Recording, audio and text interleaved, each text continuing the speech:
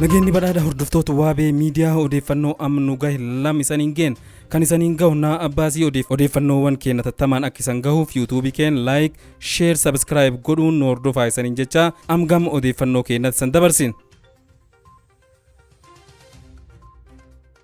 Dhaabbanni Facebook maxxansi Dr. Abiy Ahmed Facebookii dhuunfaa isaa irratti barreesse jeequmsaaf uummata kakkaas jechuun akka haqi beeksise. BBC'n dhaabbata Facebook dubbisuun akka gabaasetti sanbata darbe Abiy Ahmed marsaa hawaasummaa Facebook isaa irratti lammiileen biyyattii hundi meeshaa waraanaa aadaa fi ammayyaa qabatanii adda bilisummaa uummata Tigraay yookaan ammoo TPLF qolachuuf waloon akka bobba'an waamicha taasisee ture jedhe. Faallaa kanaan ammoo humni TPLF waggoota dheeraaf bilisummaa saba Tigraayiif qabsaa'aa akka jiru himuun guyyoota murtaa'oo darbanitti lola hadhaa geggeessuun magaalota muraasa to'achaa jiraachuu isaa yoo beeksisu Abiy Ahmed illee injifatamaa jiraachuu isaa ibsi miidiyaaf kenneen amanee ture. Akka BBC'n gabaasetti maxxansi Abiy Ahmed lolaa fi waraana murna bilxiginnaa fi jeequmsi hamaan akka ka'u waan taasisuuf maxxansi inni Facebook irratti maxxanse haqamee jira. Abiy Ahmed maxxansi isaa keessatti biyya diigumsirraa oolchuu fi uummanni waan qabu qabatee haa duulu kan jedhu yoo ta'u dubbiin kunis dubbii jeequmsaaf nama kakkaasuu fi gareen lamaanuu xiiqiitti kan galchu waan ta'eef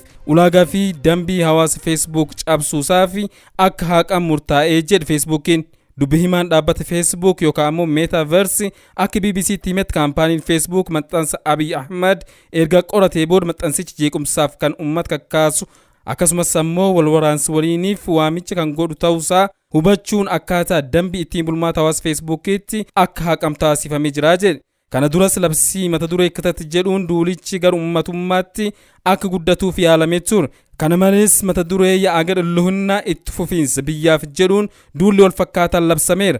Ammas labsiin yeroo darbee duula hunda hirmaachisa kan jedhu yoo ta'u labsamuun labsichaa waliin jireen uummattoota biyyattii irratti miidhaa qab jedhamuun biyya keessa fi alatti komii kaasee turuun isaanii yaadatama.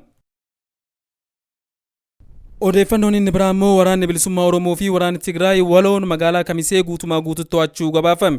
Loltoonni waraanni bilisummaa Oromoo fi waraanni Tigraay yookaan ammoo TDF duula sirna biltsiginnaa kufisuuf waloon jalqaban jabeessanii itti fufuu gabaafame. Haaluma kanaan duulli naannoo Amaaraa keessaa bahee gara handhuura Oromiyaa Finfinneetti godhamaa jiru cimee itti fufuun haleellaa humnoonni lamaan waloon hardha naannoo Amaaraa godina addaa saba Oromoo Walloo keessatti humnoota mootummaa biltsiginnaa fi faannoo naannoo Amaaraa irratti raawwataniin irra aanuun magaalaa Kamisee kan Finfinnee irraa fageenya kiiloomeetira 300 irratti argamtu guutumaa guututti to'achuu gabaafame. Yeroo humnoonni lamaan loltoota mootummaa harkaa magaalattii to'annoo isaanii jalatti galfachuun magaalattii seenan hawaasni bahee simachuu odeeffannoon gurra waraana naannoo Tigraay kan ta'e Tigraay Media House irraa argamne addeessa. Odeeffannoo wal fakkaatuun waraanni bilisummaa Oromoo fi humna ittisa Tigraay Finfinnee seenuuf qophiitti jiru jechuun miidiyaan Ameerikaa guddichi CNN gabaase. CNN gaafii Laarii Madoo waliin taasisa irratti humnoonni walta'iinsaa kunneen Finfinnee seenuuf qaawwaa ilaallachaa jiraachuu isaanii kan ibse.